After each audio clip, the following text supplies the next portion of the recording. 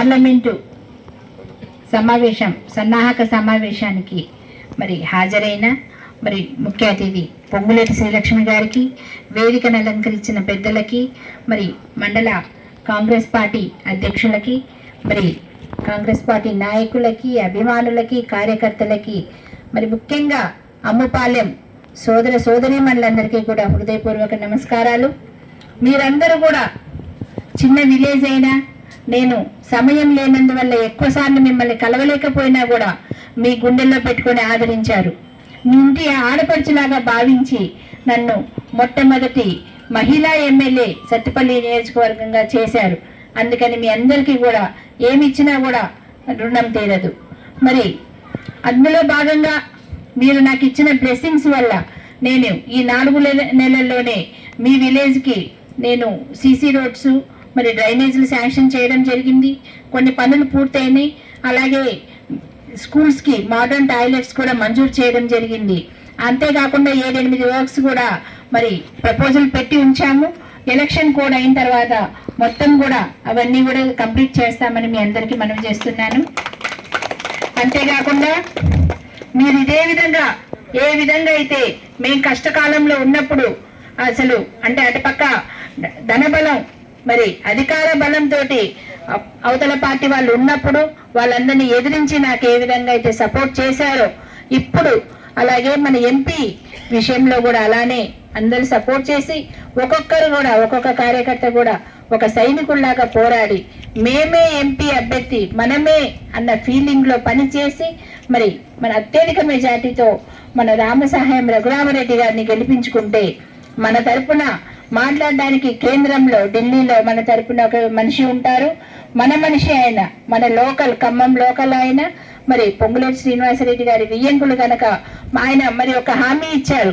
గత ఎంపీ లాగా కాదు, నేను ఎప్పుడు అందుబాటులోనే ఉంటా, నేను ఖమ్మంలోనే ఉంటా, ముఖ్యంగా సత్తుపల్లి నియోజకవర్గం ఎక్కువ నేను నిధులు కేటాయిస్తాను, మీ కష్టాలు తీరుస్తానని హామీ ఇచ్చారు కనుక మరి మనం ఆయనని అత్యధిక మెజార్టీతో గెలిపించుకుంటే రేపు పొద్దున మనం ఆయనతో కొట్లాడవచ్చు. మనకి ఏం నిధులు కావాలన్నా, ఏ అభివృద్ధి పనులు కావాలన్నా మనం ఆయనతో కొట్లాడి సాధించుకోవచ్చు. అందుకు నేను ముందుంటాను మీ తరపున. అలాగే మరి మన కాంగ్రెస్ పార్టీకి ఎందుకు ఓటు వేయాలి అంటే చెప్పండి, ఎందుకు ఓటు వేయాలి ఇప్పుడు చెప్పండి. 4 నెలల్లోనే 4 గ్యారెంటీలు అమలు చేశారు, అవునా కాదా? బస్ ఎక్కామా? లేడీస్ టికెట్ తీసుకున్నారా? లేదు. మరి కరెంటు 200 యూనిట్లు ఫ్రీ వచ్చిందా? వచ్చింది. ఆరోగ్యశ్రీ 10 లక్షలకు పెరిగిందా? పెరిగింది. గ్యాస్ సిలిండర్ 500లకు వచ్చిందా? ఇవన్నీ వస్తేనే మీరు కాంగ్రెస్ కోటేయండి. వచ్చినాయా లేదా? అదే విధంగా రైతులకు కూడా చాలా మందికి రైతు బంధు పడింది. 5 ఎకరాల లోపు ఉన్న వాళ్ళకి చాలా మందికి పడింది. ఎలక్షన్ కోడ్ వల్ల కొద్దిగా ఆగింది. ఆ ఎలక్షన్స్ అయిన తర్వాత అది కూడా వస్తుంది. అలాగే రుణమాఫీ కూడా 2 లక్షల రూపాయలు చేస్తామని చెప్పారు. మరి బడ్జెట్ మనందరికీ తెలుసు, కేసీఆర్ గవర్నమెంట్ ఏం చేశారు, మొత్తం రాష్ట్రాన్ని అప్పుల ఊబిలో ముంచి ఆయన వెళ్ళిపోయారు. ఇప్పుడు ఆ అప్పుల ఊబిలో ఉండడం వల్ల కొంచెం తొందరగా అమలు చేయలేకపోయారు. అంతలో ఎలక్షన్ కోడ్ వచ్చింది. ఖచ్చితంగా ఆగస్టు 15th కంతా 2 లక్షల రుణమాఫీ రేవంత్ రెడ్డి గారు చేస్తారు. వారి తరఫున మేమందరం కూడా హామీ ఇస్తున్నాము. మీరు కాంగ్రెస్ పార్టీ అంటే మీ అందరికీ తెలుసు, ఇందిరమ్మ రాజ్యం. ఏదైతే ప్రజలకు మాట ఇస్తారో ఖచ్చితంగా వాళ్ళు ఆ మాట నెరవేరిన దాకా కూడా వాళ్ళు మడమ తిప్పరు. ఎంత శ్రమకు వచ్చైనా, ఎంత వ్యయ ప్రయాసాలు ఎదురైనా కూడా ఖచ్చితంగా అది నెరవేరుస్తారు. మన పేద ప్రజలకి, బడుగు బలహీన వర్గాలకి అండగా ఉంటారు. మరి నిజమైన ప్రజాస్వామ్యం అంటేనే కాంగ్రెస్ పార్టీతో సాధ్యం. మనందరికీ తెలుసు, ఇప్పుడు బీజేపీ గవర్నమెంట్ ఉంది కేంద్రంలో. ఏం చేస్తున్నారు? కుల రాజకీయాలు, మత రాజకీయాలని రెచ్చగొడుతున్నారు. రాష్ట్రాలు తగలబడిపోతున్నాయి. మణిపూర్ రాష్ట్రం చూసాం, అంత మారణకాండ జరుగుతుంది. ఆడవాళ్ళని నగ్నంగా వీధుల్లో ఊరేగిస్తున్నారు. ఎంతమందిని చంపుతున్నారు క్రిస్టియన్స్ అని. అయినా కూడా మోడీకి చీమ కుట్టినట్టు లేదు. ఒక్కడు కూడా అయ్యో పాపం అనేది ఇప్పటిదాకా వెళ్ళి పరామర్శించలేదు. అలాంటి ప్రభుత్వం మనకు మళ్ళీ అవసరమా? చెప్పండి, అవసరమా? మరి మోడీని ఇంటికి పంపించాలా లేదా? అలాగే వాళ్ళకి సపోర్ట్ చేసే కేసీఆర్ గారిని ఆల్రెడీ మనం ఇంటికి పంపించాము. మరి వారి తరపున నిలబడే ఎంపీ అభ్యర్థికి మనం ఓటేసామంటే వాళ్ళు ఖచ్చితంగా ఆయన బీజేపీకి సపోర్ట్ ఇస్తారు. కనుక మీరు ఒక్క మాట గుర్తుంచుకోండి, మనము ప్రజలందరం సుఖశాంతులతో ఉండాలి.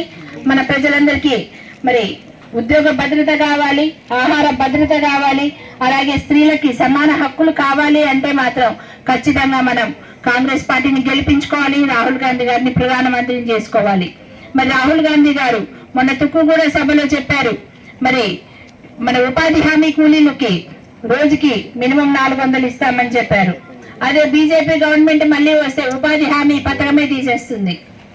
అలాగే మరి మన లేడీస్ కూడా సంవత్సరానికి 1 లక్ష రూపాయలు, అర్హులైన వాళ్ళందరికీ కూడా సంవత్సరానికి 1 లక్ష రూపాయలు ఇస్తానని హామీ ఇచ్చారు. ఇవన్నీ నెరవేరాలంటే మరి మనం ఒక్క ఓటు వేయాలి. ఆ ఒక్క ఓటు కూడా ఆలోచించి హస్తం గుర్తు మీద ఓటు వేసి మరి అఖండ మెజార్టీతో మన ఎంపీ గారిని గెలిపించి సోనియమ్మ గారికి, రాహుల్ గాంధీ గారికి మనం కానుకగా ఇవ్వాలని మీ అందరికీ సవినయంగా మనవి చేస్తున్నాను. జై కాంగ్రెస్, జై కాంగ్రెస్. మళ్ళీ ఆ సంపాదన కోసం, ఆ స్వార్థం కోసం, ఆ స్వలాభం కోసం వస్తే మనకు అక్కర్లేదని చెప్పి కూడా మీకు ఈ సందర్భంగా మనం చెప్తున్నాం. కాబట్టి అది మీరు మనసులో పెట్టుకోవాలి. డాక్టర్ గారు, ఎమ్మెల్యే గారు, నాయకులు కూడా ఎవరు తీసుకోవాలని మీ ఇష్టం, ఎవరు తెచ్చుకుంటారో మీ ఇష్టం. అంతే తప్ప నేను మాత్రం జన్మదేవుడు వచ్చినా కూడా మీకు గెలవకుండా నేను ఏ పని చేయను అని చెప్పి మీకు ఈ సందర్భంగా మనం చెప్తున్నాం.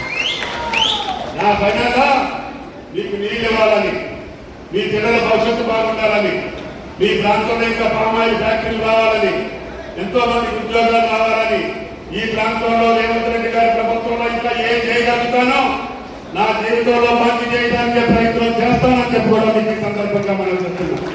అందుకనే డాక్టర్ వృత్తిలో ఉన్నటువంటి దయానంద్ గారి కుటుంబం మీకు తెలియదు కాదు.